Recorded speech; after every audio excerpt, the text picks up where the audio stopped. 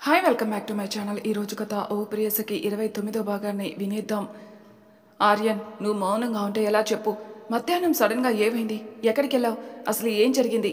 ఎందుకు ఇంతగా డల్గా అయిపోయావు అని భూమి ఎంత అడిగినా ఆర్యన్ నుంచి ఎటువంటి సమాధానం రాకపోవడంతో ఆర్యన్ నుంచి విడిపించుకుని ఆర్యన్ తలని చేతుల్లోకి తీసుకుంటుంది. ఆర్యన్ కళ్ళల్లో నీళ్లు చూసి ఒక క్షణం భయం వేస్తుంది భూమికి.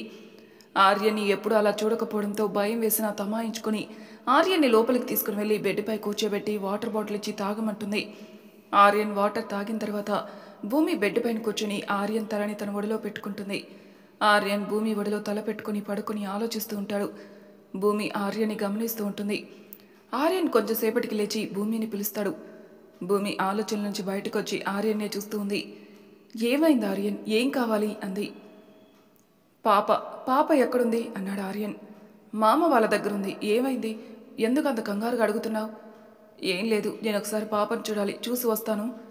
పాప నిద్రపోతూ ఉంటుంది. ఇప్పుడెందుకు, రేపు చూద్దులే అనే మాట పూర్తి కాకముందే ఆర్యన్ వంక చూసి, ఆర్యన్ ఎందుకు అంత కంగారుగా యాష్ గురించి అడుగుతున్నాడో అర్థం కాక తనకి కూడా భయం వేసి, సరే పద అని నాగ్ సుజీ రూమ్ దగ్గరికి వెళ్తారు. ఇద్దరు రూమ్ దగ్గరికి వెళ్ళి తలుపు తీస్తారు. ఆర్యన్ పాప దగ్గరికి వెళ్ళి చూస్తూ ఉంటాడు. భూమి పాపను చూసి పాప బాగానే ఉంది అని ఊపిరి పీల్చుకొని ఆర్యన్ కంగారు గుర్తుకొచ్చి ఆర్యన్ దగ్గరికి వెళ్ళి ఆర్యన్ భుజం పైన చెయ్యి వేస్తుంది. ఆర్యన్ భూమి వైపే చూస్తాడు. భూమి చిన్నగా మాట్లాడడం మొదలు పెడుతుంది. ఆర్యన్, పాప బాగానే ఉంది, నువ్వు కంగారు పడకు. ఆర్యన్ సరే అన్నట్టు తలూపుతాడు. కాసేపు పాపను చూసి బయటికి కదులుతాడు ఆర్యన్. భూమి కూడా ఆర్యన్ వెనకే వస్తుంది. ఆర్యన్ రూమ్లోకి వెళ్ళి బెడ్ పైన కూర్చుంటాడు. భూమి కూడా డోర్ లాక్ చేసి వచ్చి ఆర్యన్ పక్కన కూర్చుంటుంది. భూమికి ఆర్యన్ ఏదో టెన్షన్లో ఉన్నాడని అర్థమవుతుంది. అందుకే ఆర్యన్ని ఏం మాట్లాడించకుండా ఆర్యన్ చేపట్టుకుని భుజం పైన వాలుతుంది. ఆర్యన్ ఆలోచిస్తూనే భూమి వంక చూస్తాడు. భూమి కూడా ఆర్యన్ వంక ఏంటి అన్నట్టు చూస్తూ ఉంది. ఆర్యన్ భూమిని పడుకోబెట్టి భూమిని చుట్టుకొని పడుకుంటాడు. భూమికి ఆర్యన్ దేనికో భయపడుతున్నాడని అర్థమైనా ఆ భయం దేనికో అర్థం కాక అలానే ఆర్యన్ని చూస్తూ ఆర్యన్ తల నిమురుతూ ఉంటుంది. చాలాసేపటికి నిద్రపోతారు. ఆర్యన్ వంక చూసి, ఆర్యన్, నువ్వు దేనికో భయపడుతున్నావు, అది నాకు అర్థమవుతుంది, కానీ ఆ భయం దేనికో తెలియట్లేదు. కానీ నిన్ను దాని గురించి అడిగి ఇబ్బంది పెట్టాలి అనుకోవట్లేదు.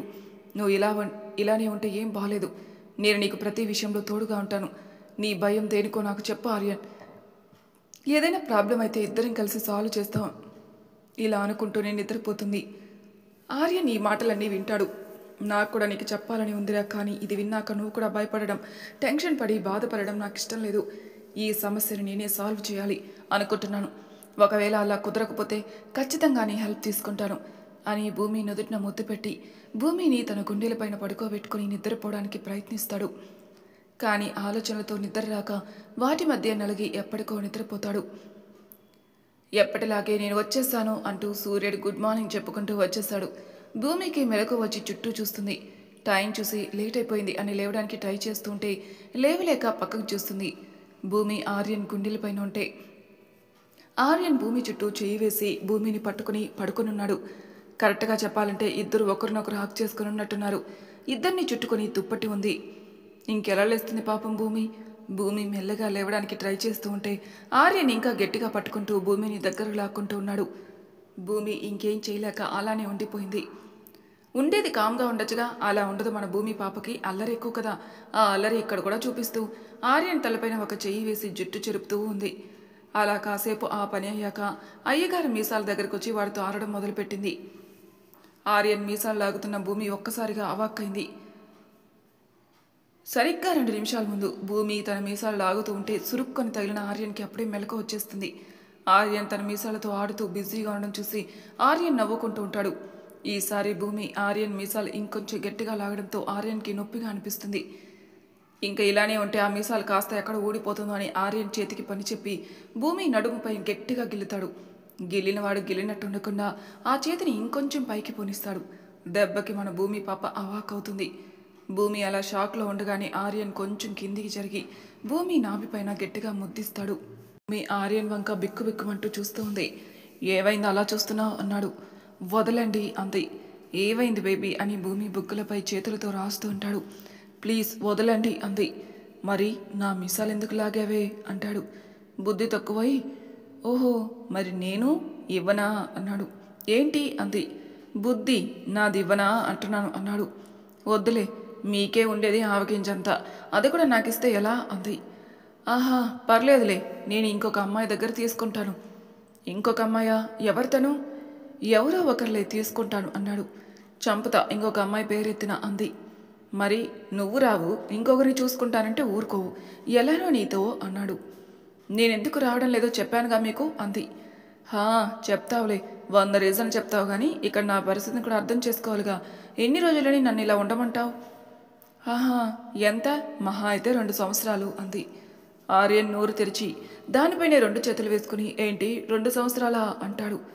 హా తక్కువ అంటారా అంది. తక్కువనా? నా వల్ల కాదు, పద ఇప్పుడే కానిచ్చేద్దాం అని భూమిని ఎత్తుకోవడానికి చూస్తూ ఉంటాడు. వద్దు వద్దు అంటుంది. ఆర్యన్ చేతుల నుంచి జారిపోతుంది. అదేం కుదరదు, పద అంటాడు. ప్లీజ్ ఆర్యన్ అంది గడ్డం పట్టుకుని బ్రతిమలాడుతూ. మరి నన్ను టెంప్ట్ చేయడం మానేస్తావా అన్నాడు. నేను నిన్ను ఎప్పుడు టెంప్ట్ చేశాను అంది. రాత్రిపూట ఇలా శారీలు కట్టుకోవడాన్ని టెంప్టింగ్ అనక ఇంకేమంటారు? నేను చీర కట్టుకుంటే నీకేమైంది అంది. నాకేమైందా? పద చూపిస్తా నాకేమవుతుందో, ఆ పైన నీకేమవుతుందో అని భూమిని మళ్ళీ పట్టుకుంటాడు. భూమి కష్టం పైన వదిలించుకుని చాలు చాలు ఇంక పోయి ఫ్రెష్ అవ్వండి అంది అని ఆర్యన్ని వాష్రూంలోకి తోసి వెళ్ళి బెడ్ పైన కూర్చుంటుంది. ఏమో అనుకున్నాను, మా ఆయనకి చాలా ఉందే, ఏదో ఒకటి కానీ ఆయన మూడ్ డైవర్ట్ అయింది అని చాలు అని అనుకుని కబోర్డ్ ఓపెన్ చేసి ఆర్యన్కి బట్టలు తీస్తుంది. వాష్రూమ్లో ఉన్న ఆర్యన్ కూడా ఇలా అనుకుంటూ ఉంటాడు.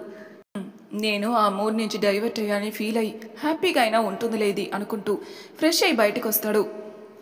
ఆర్యన్ బెడ్ పైన కూర్చునున్న భూమిని చూసి ఏం ఆలోచిస్తున్నారు మేడం అన్నాడు. ఏం లేదు సార్, మీరు వస్తే నేను వెళ్దామని చూస్తున్నాను. వచ్చారుగా, నేను వెళ్తా.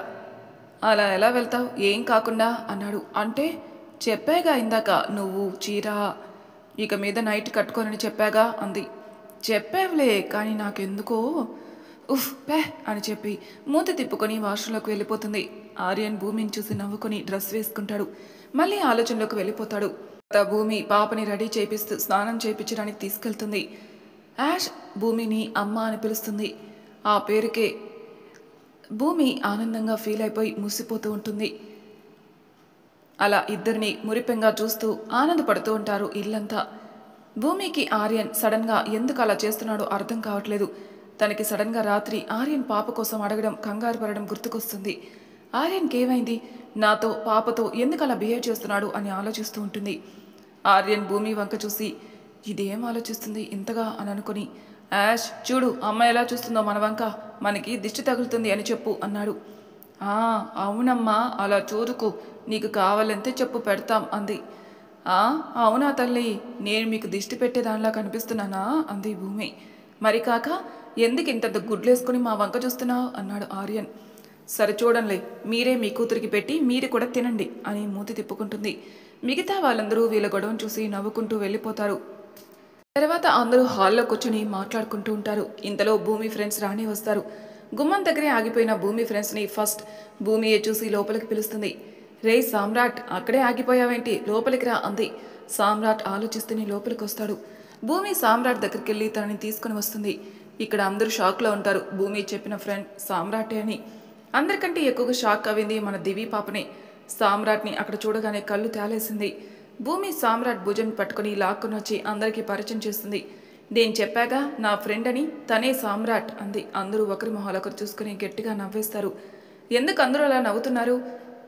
నవ్వక మరి ఇంకేం చేయాలి, మా ఇంటి అబ్బాయినే మాకు పరిచయం చేస్తుంటే అన్నాడు నాగ్. తనకి తెలిసినా ఏమీ తెలియనట్టు నటించేస్తూ సామ్రాట్ మీ ఇంటి అబ్బాయి ఏంటి అంది. అవును భూమి, సామ్రాట్ కూడా మా ఇంటి అబ్బాయినే అంది సుజాత. అవునా, ఎలా? ఎలా అంటే తను నా అన్నయ్య కొడుకు, నాకు అల్లుడు అంది సుజాత. అల్లుడంటే దివికి కాబోయేవాడా అంది భూమి. ఆ మాటకి సామ్రాట్ ఉలిక్కి పడితే మిగిలిన వారు ఆశ్చర్యపోతారు. దివి అయితే గుడ్లు బయటకు వచ్చేలా మెటకరించి చూస్తుంది. భూమి నవ్వుకుంటుంది. వీళ్ళు ఏం మాట్లాడుకుంటున్నారో అర్థం కాని యాష్ భూమి దగ్గరికి వచ్చి అమ్మా అమ్మా ఏంట్రా ఈ అంకుల్ ఎవరు? అంకుల్ కాదు యాష్, నీకు మామయ్య అవుతాడు అంది. ఓ మామనా? భూమి సామ్రాట్ వంక చూస్తుంది. సామ్రాట్ యాష్ని ఎత్తుకుని అవును బంగారం, నేను నీకు మామని. అందరూ ఆశ్చర్యంగా దివి కొంచెం కోపంగా అయోమయంగా చూస్తుండడంతో మీరు ఎందుకంత ఆశ్చర్యపోతున్నారు? నేనేదో సరదా కన్నానంతే. ఓ మరి మామ సామ్రాట్ నాకు అన్నయ్య లాంటివాడు అంది. నాకు అన్నయ్య అంటే తనకి మామేగా. ఆహా, అవును, అంతే అంతే అన్నారు అందరూ. దివి ఊపిరి పీల్చుకుంటుంది. భూమి అది చూసి నవ్వుకొని ఇంకొక బాంబు పేల్చుతుంది. అయినా మీరు అంత కంగారు పడనక్కర్లేదులే. మా శామ్కి నేనే ఒక మంచి అమ్మాయిని చూశాను. చాలా బాగుంటుంది. శామ్కి కూడా నచ్చింది. ఇంకా మిగిలింది వాళ్ళ పెళ్ళి అంతే. ఈ మాటకు కూడా మిగిలిన వాళ్ళు ఆశ్చర్యంగా శామ్, దివి గతుక్కుమంటారు. భూమి శామ్ వైపు చూసి ఏం కాదు అన్నట్టు కళ్ళు అరుపుతుంది. శామ్ సైలెంట్ అయిపోతాడు. ఏంటి, సామ్రాట్కి పెళ్ళా అన్నారు అందరూ. హా, అవును, కానీ ఇంకా వాళ్ళ ఇంట్లో మాట్లాడలేదు. త్వరలోనే మాట్లాడేస్తా. అంకుల్ నా మాట కాదనరు. అందరూ ఎలా ఉన్నా కానీ దివికి ఎందుకో కోపం వచ్చేస్తుంది. ఆ కోపాన్ని చూసి భూమి నవ్వుకొని ఇంకా రెచ్చగొట్టాలి అనుకుని మళ్ళీ మాట్లాడడం స్టార్ట్ చేస్తుంది. అవును, సామ్రాట్ కూడా ఇప్పుడు లవ్లో ఉన్నాడు. ఎంతగా అంటే రోజు తనతో గంటలు గంటలు కాల్ మాట్లాడడం, కుదిరితే కలవడం, చాలా బిజీగా అయిపోయాడు కదా సామ్రాట్ అంది. సామ్రాట్కి భూమి అలా ఎందుకు మాట్లాడుతుందో అర్థం కాక భూమి వంక ప్రశ్నార్థకంగా చూస్తాడు. భూమి కళ్ళతోనే దివిని చూడు అని చెప్పేసరికి సామ్రాట్ దివి వంక చూస్తాడు. దివి చూడ్డానికి పొగలు కక్కుతున్న పెనంలా ఉంటుంది. సామ్రాట్ ఏం చెప్తాడా అని ఆతృతగా చూస్తూ ఉంటుంది. సామ్రాట్కి నవ్వు వచ్చినా ఆపుకుంటాడు.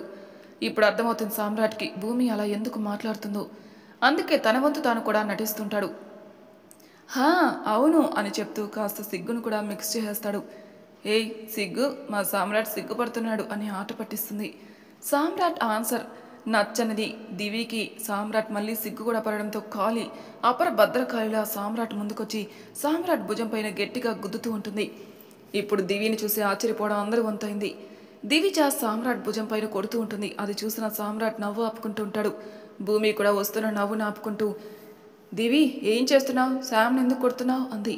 నన్ను ఆపుకొదినా, ఈరోజు వీడు నా చేతిలో చచ్చాడే. వెధవ నన్ను లవ్ చేస్తున్నానని చెప్పి నేను రిప్లై ఇవ్వకముందే ఇంకొకరిని లవ్ చేయడానికి రెడీ అయిపోయాడు అని అరుస్తూ కొడుతూ ఉంటాడు. భూమి సామ్రాట్ చెవి దగ్గరకు వచ్చి, ఏరా నువ్వు ఇంకా ప్రపోజ్ చేయలేదని చెప్పావు అంటే అది నిన్న మొన్న కలిసా కదా, నువ్వు ఇంకా చెప్పలేదని తిట్టావు. అందుకే వీలు చూసుకొని తర్వాత రోజే ప్రపోజ్ చేసా. మంచి పని చేసావు. ఈరోజు నా నటనకి లీడ్ ఇచ్చావు. సామ్రాట్ నవ్వుతాడు. ఇంతలా కొడుతున్నా నవ్వుతావేంట్రా? చెప్పు, ఎవరే అమ్మాయి? నన్ను కాదని దాన్ని చేసుకోవాలని అనుకుంటున్నావా? ఇద్దరిని కలిపి చంపేస్తా అని అరుస్తుంది. సామ్రాట్ నవ్వు వస్తున్న ఆపుకొని, మరి నువ్వు ఎస్ చెప్పలేదు కదా అన్నాడు. అలా అని నువ్వు కూడా చెప్పలేదు కదరా. అసలు నువ్వేం చెప్పలేదు కదే అన్నాడు. చెప్పకపోతే? అందుకే నీకు ఇష్టం లేదేమో అనుకొని. అలా అని నువ్వే అనేసుకుంటావా? నన్ను మళ్ళీ అడగవా? ఎన్నిసార్లు అడిగినా నువ్వు చెప్పవేమో అనుకొని అలా ఎలా అనేసుకున్నావురా? అరే ఆడపిల్లలంరా, మీరు సడన్గా చెప్తే ఓకే అని ఎలా అంటావురా? మాకు ఆలోచించుకోవడానికి టైం ఇవ్వాలి కదా. ఇచ్చాను కదా ఇన్ని రోజులు. ఏంటి ఇన్ని రోజులా? ముష్టి 3 రోజులకి ఎంత బిల్డప్పా అంది. సరేలే, నీకు 3 రోజుల్లాగానే ఉంది, నాకు మాత్రం 3 యుగాల్లాగా ఉంది. ఈ మాటలు బాగానే చెప్తావు. సరే చెప్పు, ఇప్పుడైనా నేనంటే ఇష్టమా కాదా అని అడిగాడు. ఇష్టం ఉండబట్టే కదా ఇంకొక అమ్మాయి గురించి మాట్లాడుతుంటే ఇంతలా కొడుతుంది. సామ్రాట్ నవ్వుతాడు. భూమి కూడా వీళ్ళని చూసి నవ్వుకొని అందరినీ ఒకసారి గమనిస్తుంది.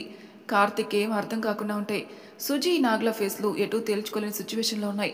వాళ్ళ పరిస్థితి అర్థమైన భూమి వాళ్ళ దగ్గరికి వెళ్తుంది. ఏమైంది, మీ ఇద్దరు అలా ఉన్నారు? అందరూ భూమి మాటలతో నాగ్, సుజీల వైపే చూస్తారు. అరే చెప్పండి ఏదో ఒకటి, ఎందుకలా ఉండిపోయారు అంది. నాగ్, సుజీ ఇద్దరు ముక్త కంఠంతో మాకు ఈ పెళ్ళి ఇష్టం లేదు అంటారు. ఈసారి కంగు తినడం మన సామ్రాట్ దివిలో వంతైంది. భూమికి ఇది ఊహించిందే కావడంతో కూల్గా ఉంది. అది నాకు తెలుసు. ఇది ఇంకా పెద్ద ట్విస్ట్ అందరికీ.